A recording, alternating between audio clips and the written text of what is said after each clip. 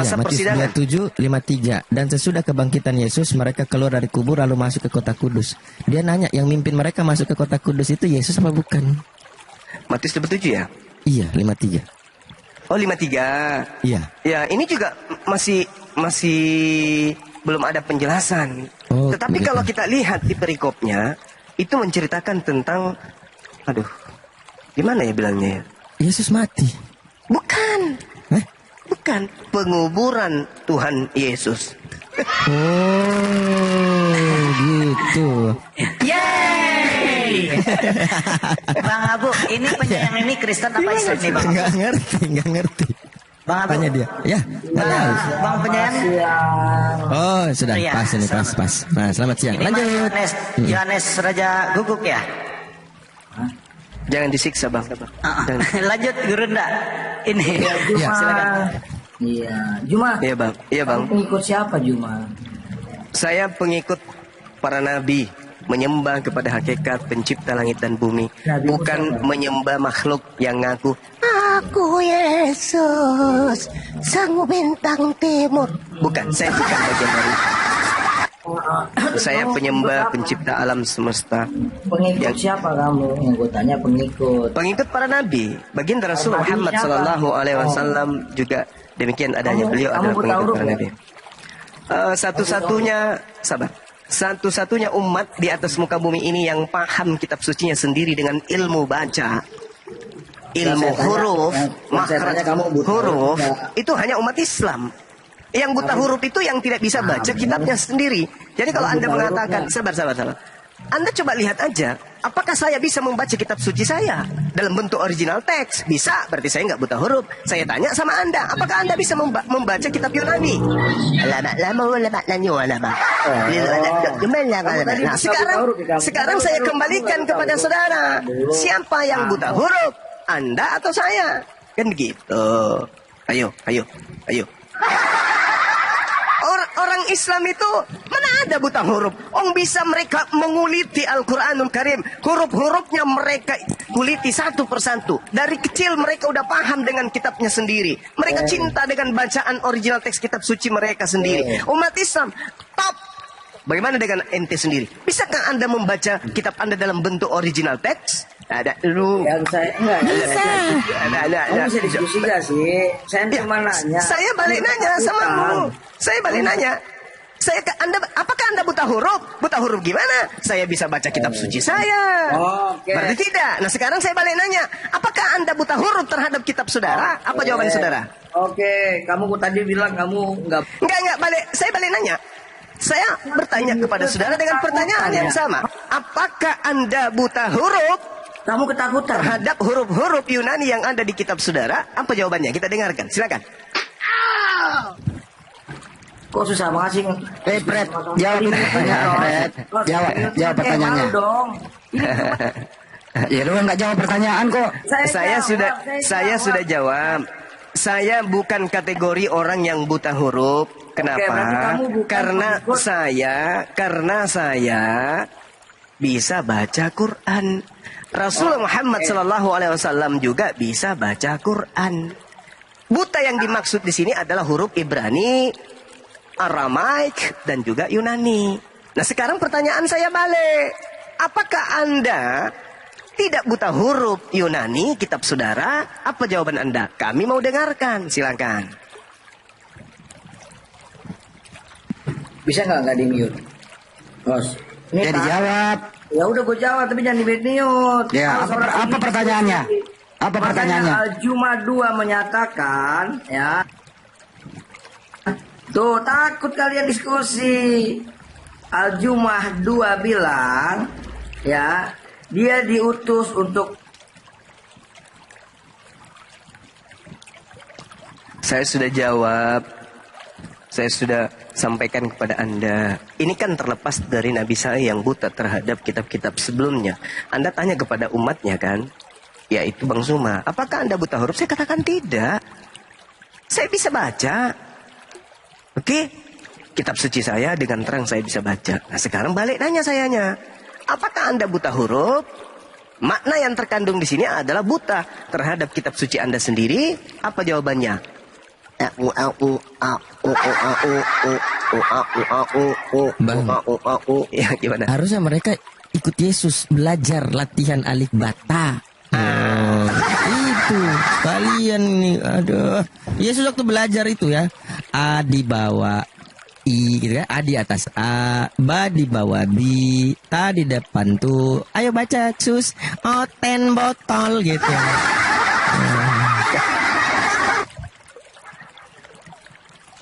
Ayolah teman-teman Kristen, kalau Anda bertanya, kita sudah jawab, kita balik nanya, gitu. Apa tujuannya itu terjadi? Supaya kita mengukur akal kita, pengetahuan kita terhadap kitab kita masing-masing. Dan biarkan edukasi ini menjadi nilai plus bagi yang menyimak kita. Kristen itu agama baik, katanya. Islam, rahmatan lil alamin.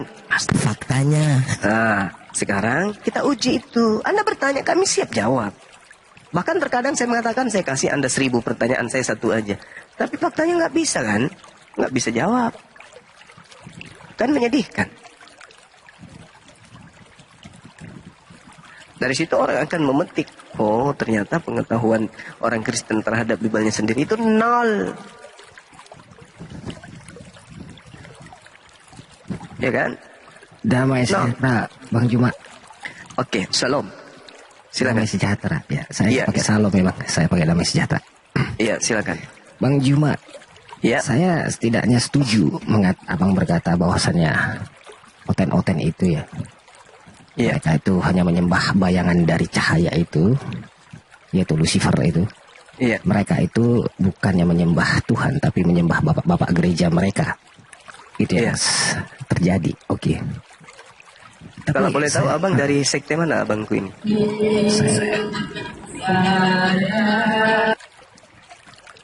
Apa lagi ini? Pulang ke rumah bapak di surga. Abang dari sekte mana? Kalau soal sekte saya nggak paham, Bang. Saya hanya dari pengajaran Yesus. Oh, siap, siap. Jadi saya bukan penyembah tapi pengikut Yesusnya, Bang. Oke, oke. Jadi sama seperti Abang kayaknya paham sekali waktu mengatakan jangan jadi penyembah tapi jadi pengikut ya. Iya. Nah, barusan saya mendengar ada statement Abang juga yang barusan saya mau klarifikasi aja. Abang tadi mengatakan Abang pengikut nabi-nabi sebelumnya. Iya. Begitu juga dengan Muhammad. Nah, ini yang bikin Iya. menggelitik telinga saya, Pak. Iya. Setahu saya kan Abang itu adalah mukmin Iya. yang diberikan sebagai status pengikut Muhammad. Kenapa Abang berani bilang sama seperti Muhammad mengikuti nabi-nabi sebelumnya? Oke. Silakan, Bang. Baik. Jadi ketika berbicara mengenai baginda Rasulullah Muhammad sallallahu alaihi wasallam, dalam hal ini adalah pengajaran Islam. Kami umat Islam itu beriman kepada para nabi. Di mana nabi yang diutus oleh Allah itu semuanya menyuarakan tauhid. Apa tauhid ini? La ilaha illallah. Mereka mengajarkan satu Tuhan. Kenapa saya mengatakan bahwa saya mengikut baginda Rasulullah Muhammad sallallahu alaihi wasallam? Kemudian baginda Rasulullah Muhammad sallallahu alaihi wasallam juga adalah pengikut para nabi. Karena Al-Qur'an mengatakan itu. Bismillahirrahmanirrahim. Wa may yarghabu an millata Ibrahim illa man safiha nafsa. Orang yang membenci ajaran Nabi Ibrahim hanyalah orang yang memperbodoh dirinya sendiri. Sedangkan baginda Rasulullah Muhammad sallallahu alaihi wasallam diperintahkan untuk mengikuti milah Abraham, milah Ibrahim. Apa itu? Pertama tauhid, menyembah kepada pencipta langit dan bumi yang tidak serupa dengan makhluk, laisa kamitslihi syai'. Yang kedua kemudian mereka beribadah melakukan pengorbanan berupa hewan ternak. Itu Adam dan keturunannya lakukan. Baginda Rasulullah Muhammad sallallahu alaihi wasallam sampai hari ini pun umatnya melakukan. Dan yang ketiga adalah sunat. Umatnya Nabi Muhammad bersunat. Sedangkan di luar daripada umatnya Nabi Muhammad hanya Yahudi yang melakukan sunat, karena memang itu adalah pesan ilahi terhadap Nabi Ibrahim. Nah, kemudian Nabi Ibrahim alaihissalam ini mengajarkan bagaimana mentauhidkan hakikat dari Tuhan pencipta langit dan bumi. Dalam Al-Quran dikatakan wa wasabiha Ibrahimu banihi wa Ya'qub ya bani innallaha astafa lakumuddin fala tamutunna illa wa antum muslimun. Ibrahim mewasiatkan, menasihatkan dan mewariskan ucapan Tauhid. Wahai anak-anakku, sesungguhnya Allah telah memilih jalan ini untukmu, maka janganlah kamu mati kecuali dalam keadaan muslim. Islam itu adalah pokok hukum. Umat yang melakukan pokok hukum itu disebut muslim. Berarti Nabi Ibrahim mengajarkan keturunannya untuk menjadi seorang muslim. Am kuntum syuhada'a is hadara Ya'qub al-maut is qala li banihi ma ta'buduna min ba'di qalu na'budu ilahaka wa ilaha abaika Ibrahim wa Ismail wa Ishaq ilaha wahid wa nahnu lahu muslimun. Lagi-lagi mereka adalah seorang muslim. Umat Islam juga adalah seorang muslim. Mereka bukan Kristen, mereka bukan Hindu, mereka bukan Buddha, tapi mereka adalah seorang muslim. Ini kaidah, hukum-hukum yang ada dalam Islam. Jadi kalau saya mengatakan saya pengikut Rasulullah dan Rasulullah juga adalah pengikut Nabi, nah itu fakta. Kita nggak bisa pungkiri. Seperti itu, Bang. Silakan. Assalamualaikum warahmatullahi wabarakatuh. Waalaikumsalam warahmatullahi wabarakatuh. Akhir. Warahmatullahi wabarakatuh. Oke, sedikit lagi Bang Juma ya. Ya, silakan. Bang Juma, menurut saya abang harus sama dengan saya. Ya. Kenapa? Ketika abang mengatakan saya seorang mukmin, berarti saya adalah pengikut syariat dan manhaj dari Nabi Muhammad. Nah, Ya. ketika saya berkata saya pengikut Jesus, berarti saya juga melakukan teladan-teladan yang dilakukan oleh Jesus. Tapi di sini saya berani berkata, Bang Juma, saya bukan pengikut nabi-nabi sebelumnya. Sebab saya melihat sebenarnya, Bang, Allah Subhanahu wa taala itu dengan Yahweh yang disembah oleh Kristen itu adalah sama. Makanya saya tidak menempatkan diri saya di posisi itu, Abang. Makanya ketika Abang berkata perjanjian lama adalah kitab Yahudi, saya setuju. Dan saya tidak belajar mengenal Tuhan dari kitab Yahudi. Karena Yahudi telah mengutuk dirinya sendiri. Darah, dipertanggungkannya darah yang disalib itu untuk dia, untuk mereka dan anak cucu mereka. Makanya saya jijik sekali melihat Israel itu. Sebab hanya Yahweh yang memilih Israel, tapi Jesus memilih dunia, Bang. Itulah mengapa saya katakan Bang Juma sebagai mukmin dari Nabi Muhammad. Jangan lagi berkiblat kepada nabi-nabi lain. Begitu juga dengan saya yang hanya kepada Jesus. Kira-kira Bang setuju tidak, Bang? Monggo, Bang. Ya, jadi gini ya, saudara. Ketika berbicara mengenai konsep Tuhan, maka Tuhan memperkenalkan dirinya kepada para nabi terlebih dahulu sebelum kepada baginda Rasulullah Muhammad SAW. Nah, yang perlu dipahami di sini adalah ketika saya mengatakan saya adalah pengikut para nabi, nabi-nabi tak ada yang mengajarkan kemudian untuk syirik, tak ada nabi yang mengajarkan untuk musyrik, menyembah selain daripada Allah. Seluruh nabi mengajarkan la ilaha illa huwa. Dia siapa? Pencipta alam semesta, yang bukan makhluk, yang tak beranak dan tidak diperanakkan. Di alam sadar saya kemudian paham para nabi memiliki syariat, memiliki hukum main. Mereka punya tata cara permainan, main dalam ibadah, aturan main dalam beribadah kepada huwa, dia pencipta alam semesta ini. Nah, dalam tatanan itu kemudian saya tidak ikut karena saya bukan umatnya. Tapi dalam konsep akidah, nabi-nabi mengajarkan la ilaha illallah, la ilaha illa huwa. Merujuk kepada siapa? Yang bertahta kemudian, pencipta langit dan bumi, yang maha suci, maha tinggi. Huwallahul ladzi la ilaha illahu alimul ghaibi wasyahadah huwar rahman rahim. Itu dia. Nah, kemudian yang kedua, dalam proses belajar Al-Quran seperti yang saya katakan tadi, wa wasabiha Ibrahimu banihi wa Ya'qub ya bani innallaha astafa lakumuddin.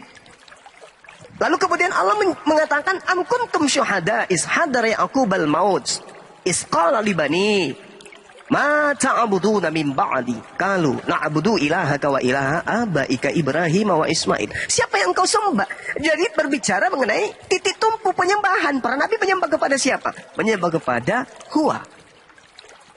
Dia pencipta langit dan bumi. Itu yang pertama. Yang kedua, ketika berbicara mengenai hukum syariat, saya tidak ikut karena syariat yang datang kepada mereka hanya untuk pada mereka. Tapi berbicara mengenai konsep Tuhan, ya Tuhan kita satu, Tuhan kami satu. Dan coba lihat dalam kejadian 17 nomor 7. Di situ diterangkan bahwasanya Allah memiliki perjanjian kekal. Di mana perjanjian kekalnya kemudian adalah Allah menciptakan manusia. Dalam hal ini adalah keturunan Abraham. Untuk menyatakan imannya kepada Allah. Bahwa Allah telah memilih mereka menjadi sembahan, menjadi Tuhannya orang Yahudi. Secara turun-temurun. Dan juga Tuhan daripada keturunan Nabi Ismail secara turun-temurun. Itu tidak bisa kita sangkali. Karena di situ Allah mengatakan, beriti perjanjianku antara siapa? Beni ubenika, bani keturunanmu, kata Tuhan. Apa itu? Ya, dia mengatakan bahwa aku adalah Tuhanmu, Tuhan anak-anakmu, Tuhan keturunanmu, dan ini adalah alam, ini perjanjian kekal. Lalu apa yang salah? Berbicara mengenai syariat, beda dong. Syariatnya saya mengikuti baginda Rasulullah Muhammad sallallahu alaihi wasallam. Tapi berbicara mengenai akidah, di dalam kitabnya mereka, aku membuat perjanjian kekal terhadap dirimu, anak-anakmu, ulasar aka, dan juga kepada keturunanmu, ubareka, setelah kamu. Yaitu orang-orang yang ada setelah kamu, mereka semua akan menyembah aku. Dan itu dikatakan Al-Quran juga hal yang sama. Qalu na'budu ilahaka wa ilaha abaika Ibrahim wa Ismail wa Ishaqa ilaha wahid. Tuhan yang satu. Nah, berbeda dengan saudara-saudara kita Kristen. Memang dia menyembah makhluk yang datang kepada penulis Bible yang mengaku Yesus. Padahal sebenarnya itu bukan Yesus asli, tetapi itu adalah makhluk yang hanya mengaku-ngaku sebagai Yesus. Seperti itu, Bu. Oke, Bang Juma. Berarti Bang Juma nggak setuju ya? Kalau Abang harus berdiri di syariat dan manaf Nabi Muhammad saja, dan saya di pengajaran Jesus saja, tidak menoleh ke tempat yang lain. Ya, silakan aja, tapi saya boleh mengatakan Anda penumpang gelap, saudaraku. Karena Yesus itu mengaku dengan dirinya sendiri, dengan ajarannya sendiri. Aku diutus hanya kepada domba yang sesat dari umat Israel.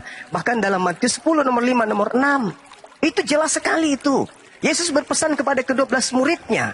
Apa kata Yesus? Jangan kamu ke bangsa lain, tapi kemana? Pergilah kepada domba-domba dari umatku Israel. Itu pengakuan Yesus sendiri. Terkecuali saudara saya ini memang keturunan Yakub ya. Silakan. Kalau Anda merasa silakan. Tapi kalau bukan, berarti Anda adalah orang yang ngaku-ngaku saja. Tapi Anda tidak diakui. Terima kasih Bang Juma. Tapi saya punya satu dalil ini. Saya pastikan bahwa sosok Bang Juma yang berkiblat kepada Nabi Muhammad tidak akan pernah paham tentang perkataan Jesus yang saya teladani. Silakan. Di surah 17 Al-Israel 85 dikatakan, dan mereka bertanya kepadamu Muhammad tentang roh. Katakanlah roh itu termasuk urusan Tuhanku, sedangkan kamu diberi pengetahuan hanya sedikit. Lalu Jesus menjawab ayat ini, rohlah yang memberi hidup, daging sama sekali tidak berguna. Perkataan-perkataan yang kukatakan kepadamu adalah roh dan hidup. Pertanyaan saya, ketika Abang tahu bahwasanya Jesus itu berkata bukan seperti perkataan biasa dari bicara atau kata-kata, tapi semua ini perkataannya adalah roh. Yang jadi saya pertanyakan, bagaimana, apa yang membuat kesanggupan di diri Abang menerjemahkan setiap perkataan Jesus itu, Bang? Oke, baik. Jadi gini, ketika Al-Quran bercerita tentang roh, ini tak ada manusia sehebat apapun di atas muka bumi ini yang mampu membantah kebenaran, keabsolutan, dan kevalidan dan kesahihan daripada Al-Quran. Secara ilmu apapun. Ketika Allah mengatakan, wa yas'alunaka 'anir roh, qulir roh min amri rabbi wa ma utitum minal ilmi illa qalil. Sedikit, kata Allah. Sekarang siapa manusia di atas muka bumi ini yang mampu kemudian mengobok-obok tentang roh? Ada? Tak mungkin. Yesus bisa? Enggak. Yesus tidak pernah berbicara mengenai komponen atau hakikat atau unsur yang ada menapaki roh yang menjadi sumber kehidupan manusia. Tak ada. Nabi Musa tak ada. Ibrahim tak ada. Tak ada sama sekali. Begitu juga baginda Rasulullah Muhammad SAW. Ini hanya urusan Allah. Hanya Allah yang tahu tentang roh. Dan Allah hanya memberikan tentang kehidupan, tentang pemahaman roh itu cuma sedikit. Sehingga ketika saudara membawa dalil di dalam kitab saudara, Yohanes 6, nomor 63 kalau nggak keliru. Memang ada kata sopeyo, memberi hidup. Hanya roh yang memberi hidup kekal. Betul itu. Tapi roh yang dimaksud di sini adalah ketetapan hukum-hukum Tuhan. Bukan pribadi Yesus itu sendiri. Tapi aturan main Tuhan. Mana buktinya? Coba Anda buka Yohanes 12 nomor 42. Nomor 49, sorry. 49 dan nomor 50. Aku tidak berkata-kata dari diriku sendiri. Apa yang aku katakan adalah apa yang diperintahkan untuk aku katakan dan aku sampaikan. Dan firman Tuhan itu adalah hidup yang kekal.